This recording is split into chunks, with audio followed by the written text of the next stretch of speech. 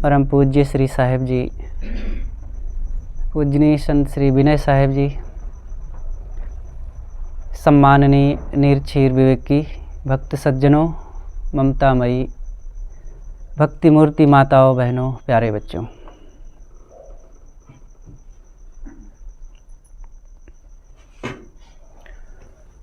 सदगुरु कबीर साहब कहते हैं, शब्द हमारा आदि का शब्द पैठा जीव, फूल रहन की टोकरी घोरे खाया घीव। ये बीजक का वचन है। साहब कहते हैं कि मेरे जो शब्द हैं, मेरे जो उपदेश हैं, वो जीव के कल्याण के लिए हैं। लेकिन यह जीव शब्दों में ही घुसा हुआ है। देखिए, कबीर साहब भी शब्द ही सुना रहे हैं, लेकिन वो जीव के कल्याण के लिए हैं। और दूसरी तरफ साहब उलाहना भी देते हैं कि तुम शब्दों में घुसे हुए हो। वो कौन से शब्द हैं? अज्ञान के, अंधविश्वास के, मोह आसक्ति के शब्दों में तुम घुसे हुए हो। साहब उसी के लिए कहते हैं, शब्द पैठा जीव। यह जीव शब्दों में के बवंडर में घुसा हुआ है। लेकिन ये जीवन कैसा है? फूल रहन की टोकरी। ये फूल रखने के लिए है। जैसे कोई माली हो, टोकरी घर से लेकर के अपनी फुलवारी में जाए और एक एक फूल चुन चुन कर तोड़े और टोकरी को भर के ले आवे। ऐसे ज़िंदगी हमारी है। एक एक सद्गुण, एक एक सुंदर स्वभाव, एक एक ज्ञान विचार की बातें रखने के लिए है। जीवन हमारा ज्ञान की सुगंधी इकट्ठा करने के लिए है। लेकिन घोरे खाया घीव, ये काम ना करके ये ऐसा काम करता है कि जो कुछ है वो भी सड़ गल जाता है। जो मूल पूंजी कुछ लेकर के भी आया था, पूर्व कर्मों के सद्गुण संस्कार, वह भी आज ऐसा उपद्रव करता है, उल्टा पलटा सोचता करता है कि वो भी नष्ट हो जाता है। घोरे खाया घीव का मतलब हुआ कि जैसे माताएं दही को बिलोती हैं तो मक्खन निकलता है, और मक्खन को 2 दिन 4 दिन तक रखे रहती हैं, इकट्ठा करके फिर जला देती हैं, और तब वो घी बन जाता है। अगर उसको 10-20 दिन रखे रहें तो वो खराब हो जाएगा। घी उसी के अंदर है, लेकिन घी होते हुए भी जब तक उसको जलाएंगे नहीं, वो मक्खन भी खराब हो जाएगा और घी भी उसी में सड़ जाएगा। वैसे हमारी ज़िंदगी है, इसमें अनंत संभावनाएं हैं, सुख शांति कल्याण जीवन मुक्ति विदेह मुक्ति प्राप्त करने की। लेकिन जब वो पुरुषार्थ नहीं किया जाता है, ज्ञान ध्यान त्याग तप में जलाया नहीं जाता है इस जीवन को, तो सब कुछ उसी में नष्ट हो जाता है। इसी पर थोड़ा सा विचार करते हैं कि शब्द हमारा आदि का। पहली बात, सदगुरु कबीर अपनी बात कहते हैं। कोई भी महापुरुष होते हैं, जब वो अपनी बात कहते हैं तो थोड़ी सी भूमिका बनाते हैं। योग दर्शन लिखते समय महर्षि पतंजलि देखो प्रथम सूत्र में ही कहते हैं, अथ योगानुशासनम। अथ, अब मैं योगानुशासनम, योग का उपदेश करने जा रहा हूँ। ऐसे सदगुरु कबीर साहब यहाँ कहते हैं, मेरे जो शब्द हैं वो तुम्हारे कल्याण के लिए है, विश्वास करो। लोगों को विश्वास नहीं होता है, ये संत क्या कह रहे हैं, इनके बात सुनने से कौन फ़ायदा मिल जाएगा। हम डॉक्टरों की बात सुनेंगे तो शरीर स्वस्थ होगा, वकीलों की बात सुनेंगे तो न्याय मिल जाएगा, हमें धन जमीन रुपया पैसा आदि का लाभ मिल जाएगा, और भी अध्यापकों की बात सुनेंगे तो शिक्षा मिल जाएगी, सेठों की बात सुनेंगे तो धन का फ़ायदा। ये महात्माओं की बात सुनने से कौन सा फ़ायदा होने वाला है। लेकिन साहब कहते हैं, धैर्य से सुनो, विश्वास करो, तुम्हें बहुत फ़ायदा मिलेगा। ये हमारा जीवन शब्दमय है। बचपन से ही शब्द तो सीख रहे हैं ना, और शब्दों के इसी सीखने से ज्ञान बढ़ जाता है। माँ, जब बच्चा थोड़ा सा बोलने लायक होता है, समझने लायक होता है, तब माँ बच्चे को सिखाने लगती है कि ये तुम्हारे पापा हैं, ये चाचा हैं, ये भाभी हैं, ये माँ हैं, ये पिता हैं, और ये भाई बंधु, ये तुम्हारा घर, ये गांव, एक एक शब्द सिखाते सिखाते बच्चा सब कुछ सीख लेता है। तो कहाँ से सिखाए? शब्द से तो सिखाए, और शब्द तो सीखा, और शब्द सीखने से केवल शब्द में नहीं उलझा रहा। जैसे का माने कबूतर, ये का से कबूतर एक पद हुआ, लेकिन अब पदे में बच्चा उलझा रहा है और कबूतर को न जान पावे, तो का माने कबूतर पढ़ने से क्या होगा? जैसे कि हम कहीं जा रहे थे और हमें थुआ आना था, तो हम नहीं जानते थे कहाँ पड़ेगा। किसी से पूछे कि भैया थुआ तो यहाँ आ गए, अमुक घर कहाँ है, हमारे श्री रमेश जी का घर कहाँ है? तो किसी ने कहा कि वो जो बोर्ड लगा हुआ है या खंभा में जो बत्ती जल रही है वहीं पर है घर। और हम दूर से चले जब, तो वो बत्ती जल रही थी या खंभा गड़ा था, तो उसको देख करके आ गए।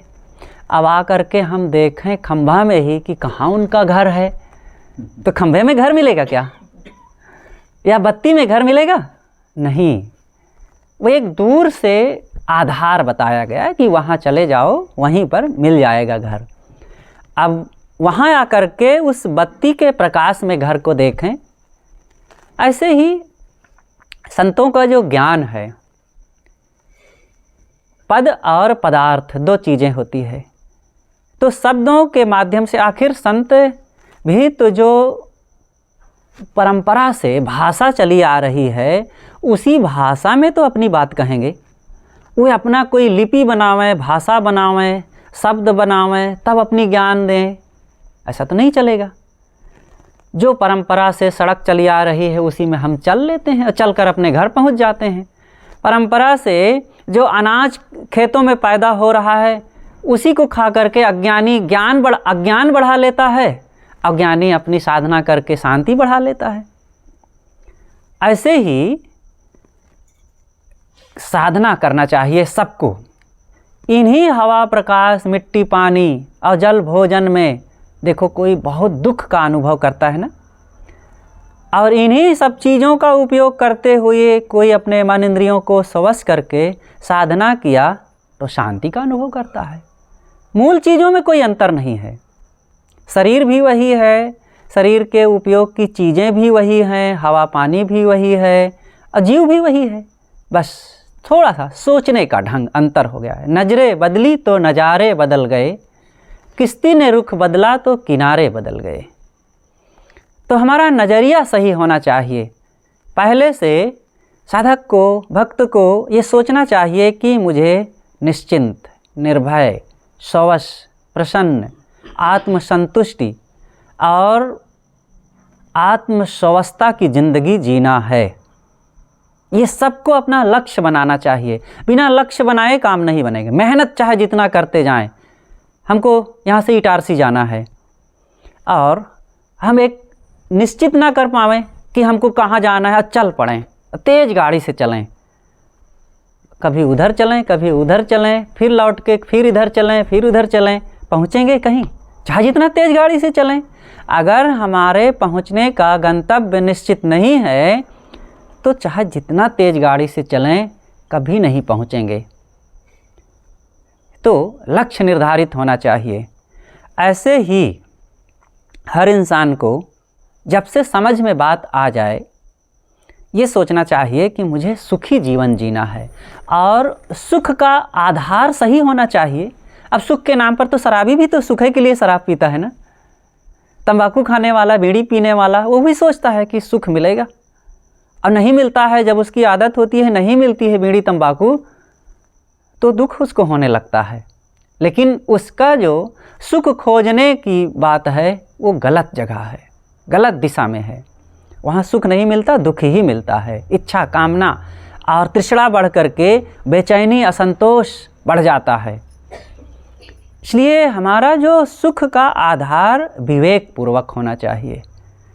संत सम्मति से, विवेकियों की सम्मति लेकर, सत्संग का आधार लेकर और स्वयं सद्विचार, सद्विवेक से जो निश्चित होता है वही सत्य होता है। इसीलिए स्वयं बात समझ में न आवे तो दूसरों से राय ले लेना चाहिए। सदगुरु कबीर ने कहा है, बढ़वत बढ़ी घटावत छोटी और परखत खरी परखावत खोटी। किसी भी बात को बढ़ाओ तो बढ़ जाता है और घटाओ तो घट जाता है, हर बात में है। सद्गुण और दुर्गुण दोनों। सद्गुण कोई बढ़ावे तो बढ़ जाएगा, अभ्यास करे, अध्ययन करे, साधना करे, चिंतन मनन करे, ऐसी संगति में रहे तो सद्गुण बढ़ते जाएंगे। आपके अंदर दया नहीं है तो भी धीरे धीरे दयालु अंतःकरण हो जाएगा। क्षमा नहीं है तो धीरे धीरे क्षमा करने की आदत बढ़ जाएगी। प्रेम नहीं है तो प्रेम बढ़ जाएगा। भक्तिवान नहीं है तो भी धीरे धीरे भक्ति आपके अंदर आ जाएगी और वो बड़ा प्रेमी स्वभाव बन जाएगा। ऐसे कोई भी सद्गुण हो, बढ़ाने से बढ़ता है। कमाई है, धन कमाने से जब धन बढ़ जाता है, देखिए धन के मामले में तो प्रारब्ध भी काम करता है। कई बार होता है बहुत मेहनत करने के बाद, कहाँ लोग, कितने मजदूर है या कितने और भी काम करने वाले लोग हैं, खेती में, व्यापार में खून पसीना एक कर डालते हैं, महीनों महीनों वर्षों लगे रहते हैं, बेचारे इनका केवल गुजारा होता है। तो लगता है कि ये धन या भौतिक चीज़ें हैं, ये प्रारब्ध पर भी आधारित है। और कुछ लोग थोड़े से मेहनत करते हैं और बहुत चमक जाते हैं, बहुत जल्दी उनका सब कुछ बढ़ जाता है। तो बढ़ाने से बढ़ता है और घटाने से घट भी जाता है। अगर समझदारी रखा जाए और विचारपूर्वक चीज़ों का सदुपयोग किया जाए तो वो बढ़ता है। इसलिए बढ़वत बढ़ी घटावत छोटी, घटाने से घट भी जाता है। सद्गुणों को अगर बढ़ाया जाए और जीवन जीने का सही ढंग अपनाया जाए तो जीवन हमारा खुशहाल होता है, सुखमय होता है। तो इसलिए परखत खरी परखावत खोटी, किसी चीज़ को परखो, समझो तो वो समझ में आ जाती है बात। और अब परखाने से कई बात होता है कि लगता है कि हम एकदम सही ही सब कुछ जान रहे हैं, लेकिन जब दूसरों से राय लिया जाता है तब लगता है कि नहीं नहीं, हमारी बात तो कुछ उतनी खरी नहीं थी, उसमें कुछ कमी है। इसलिए बच्चों को भी चाहिए कि माता पिता की सलाह ले लें, बड़े बूढ़े बुजुर्गों की भी सलाह ले लें और अपने मन से हर चीज़ का मनमानी निर्णय ना लें। बड़ों की, वृद्धों की, बुजुर्गों की, माता पिता की, संत गुरु की सलाह ले लेने से निर्भयता होती है। और कई चीज़ों में समझ में नहीं आती है तो उनकी राय ले लेने से बात साफ हो जाती है। तो ज़रूरत है कि सदगुरु कबीर जो कहते हैं, शब्द हमारा आदि का शब्द पैठा जीव, हमारे शब्द कल्याण के परिचायक हैं, निर्णय के वचन। निर्णय का मतलब होता है जहाँ से बंधन कटे, दुख मिटे। सार शब्द निर्णय को नामा, जाते होए जीव को कामा। ये सदगुरु श्री पूर्ण साहेब जी का वचन है। निर्णय सार उनकी एक पुस्तक ही है, उसमें साहब कहते हैं, सार शब्द निर्णय को नामा। सार शब्द, सार का मतलब हित अहित का जहाँ से समाधान हो, दुख जिससे मिटे, इच्छाओं कामनाओं वासनाओं पर जहाँ से नियंत्रण हो, जिन विचारों से, जिन वचनों से, वही निर्णय वचन है जिनसे दुख मिटे। तो सार शब्द निर्णय को नामा, जाते हो जीव को कामा। सार शब्द उसे ही कहते हैं जिससे जीव का कल्याण हो। तो सदगुरु कहते हैं कि शब्द हमारा आदि का शब्द पैठा जीव, फूल रहन की टोकरी घोरे खाया घीव। ये जीवन जो हमारा मिला हुआ है फूल रखने की टोकरी है। फूल रखने का मतलब वह फूल जिससे सुगंधी मिले, मतलब वह स्वभाव, वह आदत, वह सद्गुण जिससे दुख मिटे। हर नर नारी को अपने जीवन पर विचार करना चाहिए कि दुख किनसे बढ़ते हैं और दुख किनसे मिटते हैं। क्रोध से दुख बढ़ता है और क्षमा से दुख मिटता है, और दोनों बहुत निकट निकट होते हैं। हर नर नारी को विचार करना चाहिए, सबके पास दोनों हैं। ऐसा नहीं है कि क्रोध को कहीं से लेने जाना पड़ेगा अथवा क्षमा को कहीं से लेने जाना पड़ेगा तब आएंगे, सब दोनों के अंदर हैं। लेकिन मोटी मोटी इन छोटी बातों को जो सबके लिए जीवन में हर रोज़ उपयोग होती है, सबको कुछ कहीं ना कहीं से रोज़ थोड़ा मोड़ा क्रोध उत्तेजना आने की संभावना रहती है, और वहीं पर क्षमा करने की ज़रूरत होती है। क्रोध आने पर ही आप क्रोध कर सकते हैं और उसी समय क्षमा करने की संभावना रहती है, दोनों एक साथ चलते हैं। लेकिन जिस पर हम अपनी हस्ताक्षर कर देंगे, जिस पर अपना हम बल दे देंगे, उसी की विजय हो जाएगी। किसी ने हमें कटु कहा तो उस समय अब हमारा फिर अब कुछ नंबर आ जाता है करने का। अब हमारे पास दो ऑप्शन होते हैं, किसी ने हमें कटु कह दिया, गाली दे दिया, हमारा नुकसान कर दिया। अब उसी समय हम चाहें तो क्रोध करके उसको वैसे ही जवाब दे दें, नहले पर दहला, जो वही मारा ताही मैं मारा। और चाहे तो हम क्रोध करके कटु कह दें और उसको वैसे ही जवाब दे दें, और एक दूसरा ऑप्शन भी है, चाहे उसी समय क्षमा करके स्वयं शांत हो जाएं और उसको भी शांति का अवसर दे दें। अब दो में से कोई एक काम कर लें। अगर क्रोध करते हैं तो क्रोध के परिणाम में हम स्वयं जलेंगे, दूसरा का क्रोध और बढ़ जाएगा और फिर ये दीर्घ काल तक जाएगा। किसी ने मुझे एक गाली दिया, मैंने उसको भी गाली दे दिया, फिर उसने मुझे फिर गाली दिया, मैंने एक चाटा जड़ दिया, उसने मुझे एक डंडा मार दिया, मैंने एक लाठी मार दिया। अब कहाँ तक चलेगा? ये बढ़ता जाएगा ना। आवत गारी एक है, उल्टत होए अनेक, कह कबीर नहीं उलटिए, वही एक की एक। बड़ा बढ़िया सरल तरीका साहब ने बताया है। किसी ने गाली दिया मुझे तो साहब कहते हैं मैंने उसको लौटाया नहीं, आवत गारी एक है, अब मैं उसको उसी भाषा में जवाब नहीं दिया। अगर मैंने भी जवाब दे दिया तो फिर एक आई थी अकेली गाली, अब मैंने दिया तो अनेक हो गई। अब मैंने नहीं दिया तो बस वो एक कहाँ तक किसको किसको परेशान करेगी, अपने आप समाप्त हो जाएगी। बिजली गिरे समुद्र में कहाँ सकेगी जार। आकाश में बिजली उत्पन्न हुई, जब बादल गरजते हैं तो बिजली पैदा होती है, तो वो गिरी नीचे और सोची कि मैं समुद्र में गिरूंगी और समुद्र को भाप बना करके उड़ा दूंगी। लेकिन समुद्र में बिजली गिरे तो क्या होता है? कौन नष्ट होती है? समुद्र की बिजली। बस समुद्र की, क्योंकि समुद्र अथाह गहरा है, उसमें अपार जलराशि है। ऐसे ही हम सबको गहरे बनना पड़ेगा सुखी होने के लिए। सुखी होना कोई हंसी मजाक नहीं है, सुखी होना एक राज है, जीवन का कमाई का फल है, एक अद्भुत साधना का और रहस्य है। जो काम करेगा वही होगा, उसी का लाभ मिलेगा। धनी हो जाना सरल है, बड़े पद पर पहुंच जाना, बहुत रुपया इकट्ठे कर लेना और बहुत नाम कमा लेना और हजारों में एक सुंदर व्यवहार कमा लेना और सब कुछ कर लेना सरल है। लेकिन मन को निश्चिंत बनाना, क्लेश रहित बनाना, दुख रहित बनाना, चिंता रहित बनाना, शोक रहित बना लेना और स्वस्य प्रसन्न रहना एक अद्भुत सीक्रेट है। और जो इसको समझेगा वही कर पाएगा, और करने के लिए मेहनत करना पड़ेगा, समय देना पड़ेगा, भौतिक हानि को भी सहना पड़ेगा, भौतिक लाभ की कहीं कहीं उपेक्षा भी करना पड़ेगा। लेकिन नहीं, हमारा मन तो भौतिक उपलब्धियों में ही रात दिन दौड़ता रहता है।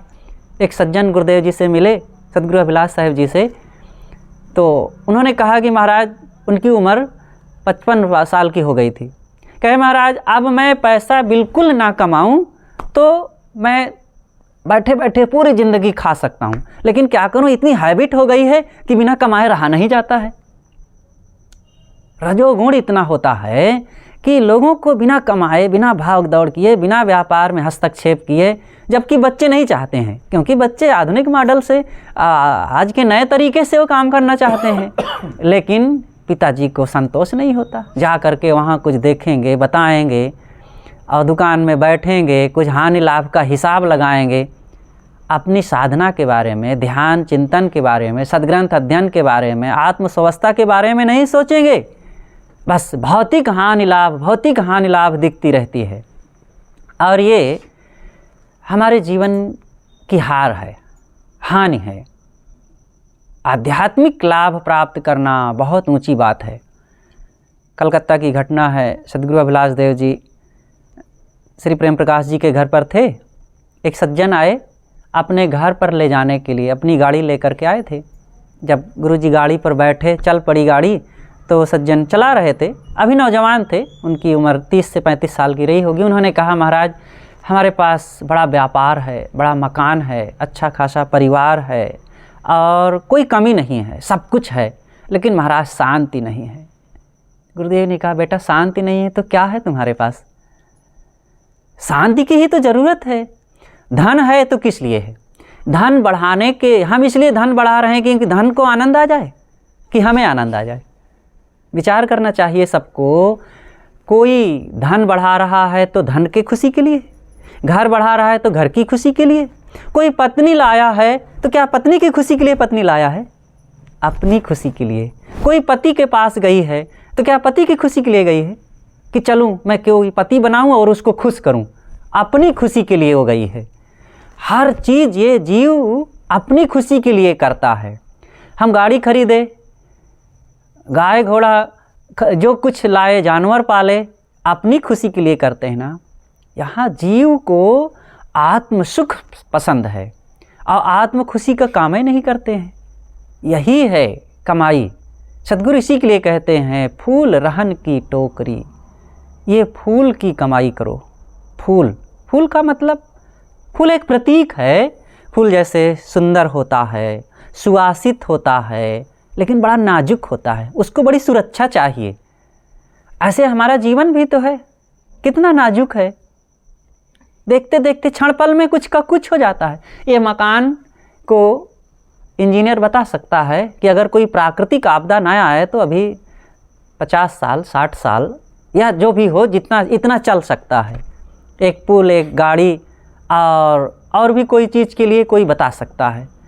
हमारे जीवन के बारे में कोई निर्धारित कर सकता है कि ये इतने दिन चलेगा? एक जवान, सुंदर, हष्ट-पुष्ट, मजबूत, पहलवान, विद्वान कोई भी हो, कोई नहीं कह सकता है कि यह जीवन इतने दिन चलेगा। इतना नाजुक है। और इतना क्षणभंगुर जीवन में हम रह करके अब भजन न करें, साधना न करें तो बहुत धोखा खाना है। बाद में अवसर नहीं मिलेगा। कहें कबीर, पाछे पछतई हो, या घर से जब वा घर जई हो। या घर और वा घर। या घर का मतलब आज मानव जीवन एक घर है, और वा घर का मतलब मानवेतर खानियों में, पशु पक्षी आदि खानियों में जब चले जाएंगे तो अगर आज काम नहीं किए तो पछताना पड़ेगा जब उस घर में चले जाएंगे, क्योंकि वहाँ तो कुछ संभव नहीं। देखो कुत्ता बैठा है, अब यहाँ सत्संग हो रहा है, इसमें बैठे हुए लोगों को जो समझ रहे होंगे सत्संग की बातों को आनंद आ रहा होगा कि भाई ये जीवन की ज्ञान की बातें, हमारे व्यक्तिगत जीवन सुख शांति की बातें आज सुनने को मिल रहा है। लेकिन उसको क्या फ़र्क पड़ रहा होगा? कोई भी जानवर हो, यहाँ भैंस बंधी हो, बैल बंधा हो, हाथी खड़ा हो, उसको भी तो उसको समझाओ कि भैया तुम इतने बड़े हो गए हो, थोड़ा सा कुछ साधन भजन किया करो। वो कुछ समझेगा? कुछ नहीं। मनुष्य शरीर के अलावा जो कोई भी जीवन है, चींटी से हाथी तक, वहाँ पर केवल पेट और भोग, बस इतना ही है। इसीलिए उसे कहा जाता है वह भोग भूमिका है। मानवेतर 3 खानियाँ भोग भूमिका है और मानव जीवन कर्म भूमिका। यहाँ कर्म किए जाते हैं, नया कमाया जाता है, और यहीं का कमाया हुआ अन्य 3 खानियों में भोगा जाता है। वहाँ कुछ नया नहीं बनता है। ये कुत्ता कुछ नया बनाएगा? देखो एक कुत्ता है जो गली गली मारा फिरता है एक टुकड़ा के लिए, और एक कुत्ता है सोफे पर बैठता है और गाड़ी में घूमता है, हवाई जहाज़ में भी घूमता है। एक सज्जन थे, वो हवाई जहाज़ में उनको अमेरिका जाना था, तो कुत्ते का टिकट बुक किए और हवाई जहाज़ वालों ने कहा कि नहीं नहीं, हम पशु को नहीं ले जाने देंगे। कहा आप जो टिकट लगना हो लगाइए और आपको इस कुत्ते से कोई प्रॉब्लम नहीं होगी। अनिश्चित थी, वो ले गया और कुत्ता व्यक्ति की तरह चुपचाप सीट पर बैठा रहा। पूरी यात्रा में 17-18 घंटे की यात्रा में वो हिला नहीं।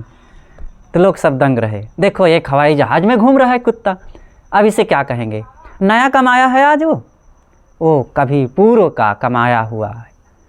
ऐसे कोई भी जीवन में हो, सुख दुख हानि लाभ रोग व्याधि, मानव जीवन में नया कमाया जा सकता है। इसलिए यहाँ आकर के दया, क्षमा, सत्यशील, धैर्य, विवेक, विचार, गुरु भक्ति, सेवा, सत्संग, साधना अपना करके, अनासक्ति, निर्मोहता अपना करके हमें ये सद्गुणों की कमाई करना चाहिए। मैं कह रहा था कि क्रोध अगर आ रहा है तो उसी समय क्षमा भी कर सकते हैं। क्रोध का परिणाम दुखद होगा और क्षमा का परिणाम सुखद होगा, और दोनों के दरवाजे एक समय ही खुलते हैं, एक साथ। जब कोई हमें क्रोध दिलाया, कोई हानि की संभावना आई, क्रोध का क्षण आया, तो उसी समय प्रेम का, क्षमा का भी दरवाज़ा खुलता है। अन्य समय में जब से कि अब इस समय बैठे हैं, हम आपसे कहें कि हम आपको क्षमा करते हैं, तो ये कोई क्षमा की तो बात ना हुई। जब आप हमें कोई उलाहना दें, कटु कहें, तो उसी समय क्रोध आएगा, तो उसी समय क्षमा किया जाए, तबे क्षमा का महत्व है।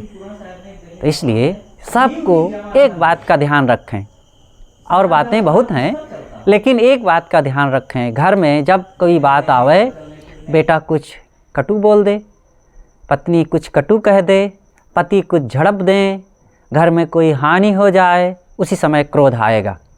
लेकिन ये सोचें कि जब भी कोई ऐसी बात आएगी तो मैं एक क्षण रुकूंगा, और जैसे एक क्षण रुकेंगे तो ये बात याद आ जाएगी कि मैं क्रोध करूं कि क्षमा करूं। विकल्प है, क्रोध करूं कि क्षमा करूं, बस इतना सोच लीजिए, तब जवाब मिल जाएगा कि क्रोध करने के बाद तो सिलसिला बढ़ता ही जाएगा, दुख का, अशांति का, तनाव का, और क्षमा करने के बाद तो क्षण में तुरंत प्रसन्नता, स्वस्थता, प्रेम, शांति, आनंद, खुशी, ये मुझे मिलने लगेगा। तो घाटा का सौदा कौन है, क्रोध की क्षमा? क्रोध ही घाटे का है, और क्षमा में तो फ़ायदा ही फ़ायदा है। तो जब रुपए का फ़ायदा देखते हैं, ज़मीन का फ़ायदा देखते हैं, अनाज का फ़ायदा देखते हैं, थोड़ा सा गैस ना ज़्यादा खर्चा हो जाए, थोड़ी बिजली ना ज़्यादा खर्चा, पानी ना ज़्यादा खर्चा हो जाए, ये सारा फ़ायदा देखते हैं जो बाहरी चीज़ है, जिसकी भरपाई तो दूसरे लोग भी कर देते हैं। लेकिन मेरे जो अंदर की कमी हो जाए, मेरे अंदर में अशांति आ जाए, असंतुलन आ जाए, असंतोष आ जाए, और मैं दुखी हो जाऊं, मैं टेंशन में आ जाऊं, इसकी भरपाई तो कोई नहीं कर पाएगा। इसलिए हम इस लाभ को कमाएं, और ये माताएं बहनें भी इस चीज़ के लिए ध्यान दें, और रोज़ कुछ ऐसी बातें सोचो कि जिससे शांति मिले, स्वस्थता बढ़े। ये लगता है कि हम सब लोग एक साथ हैं, एक साथ हैं भी, व्यवहारिक तौर पर एक साथ हैं, लेकिन सब कोई अलग अलग हैं, सबका अपना अपना सुख दुख है, सबका अपना अपना प्रारब्ध है, सब अपने अपने समय से यहाँ से चले जाएं। देखो इसी हंसते खेलते परिवार में और चंद्रगोपाल जी की क्या हाल हो गई, अब उनकी अलग ज़िंदगी, अब अलग समस्या है। पिताजी देखो इसी में से हरे भरे परिवार से चले गए ना, हम लोग भी तो एक एक उठ करके चले जाएंगे। भीड़ आदमी की है, आदमी अकेला है, सबको यहाँ अकेले, असंगो अयम पुरुषः, ये जीव अकेला है। इसलिए अपनी असंगता को ध्यान में रखें, रहें सब में, जिएं अपने में, ये एक बात है।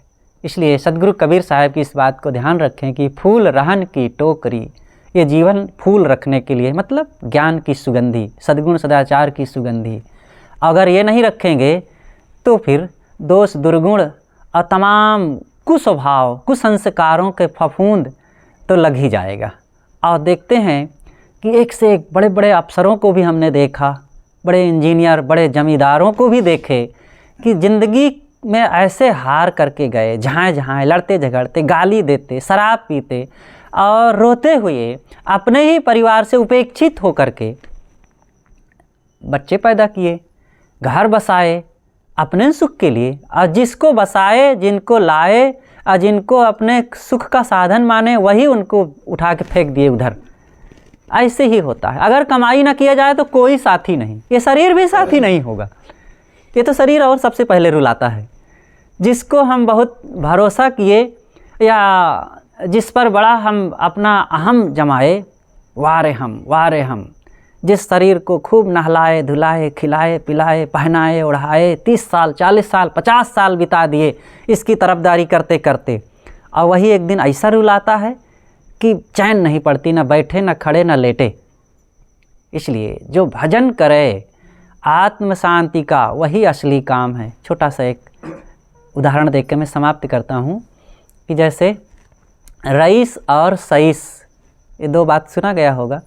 रईस उसे कहते हैं जो बड़ा धनी आदमी होता है, और सईस उसे कहते हैं जो उसका सेवक होता है। तो सईस रईस के घोड़े को सजाता है, उसको चना खिलाता है, उसको खरहरा करता है, मालिश करता है, उसकी लीद साफ़ करता है, उसकी काठी तैयार करता है, और सब तैयार कर दिया, और जीन रकाब काठी सब कुछ, और रईस आया घोड़े पर बैठा, सवार होके चल दिया। और सईस बेचारा केवल लीधे उठाता रह गया और सफाइन कभी ना बैठने को पाया। अब अपने जीवन पर इसको देखें। ये शरीर एक काठ का घोड़ा है। इसमें दो प्रकार के लोग हैं। एक साधक हैं जो इसका पूरा लाभ ले लेते हैं, साधन भजन करके और इसकी यात्रा करके, इस पर सवारी करके छोड़ देते हैं। और एक इसको नहलाता है धुलाता है खिलाता है पिलाता है, और रोज़ आँख नाक कान मुँह मल मूत्र धोता है और सब कुछ तैयारी करता है, और इसका सुख कभी नहीं पाता। जो शांति पावे, जो आत्मस्वस्थता, आत्म स्थिति, आत्मबोध, स्वरूप बोध में ठहरे, वही तो इसका लाभ पाया। नहीं क्या लाभ? जो पशु कर रहे हैं वही हम भी कर रहे हैं। वो भी कमा रहे हैं, खा रहे हैं, भाग दौड़ के पेट भर रहे हैं और 4 दिन में मर गए। ऐसे मनुष्य कर रहे हैं। इसलिए हम मनुष्यता वाला काम, बहुत ऊंची जिम्मेदारी है, और इस जिम्मेदारी को जो निभा ले, फिर ज़िंदगी में उसने बड़ी बात कर ली, जिसने अपने आप से मुलाकात कर ली। बस बोलिए सद्गुरुदेव की जय। हमारे बीच परम पूज्य श्रद्धेय संत श्री विकास साहिब जी विराजमान हैं। आपसे निवेदन है कि आप अपने ज्ञान गंभीर विचारों से हम सबको लाभान्वित करने की कृपा करें।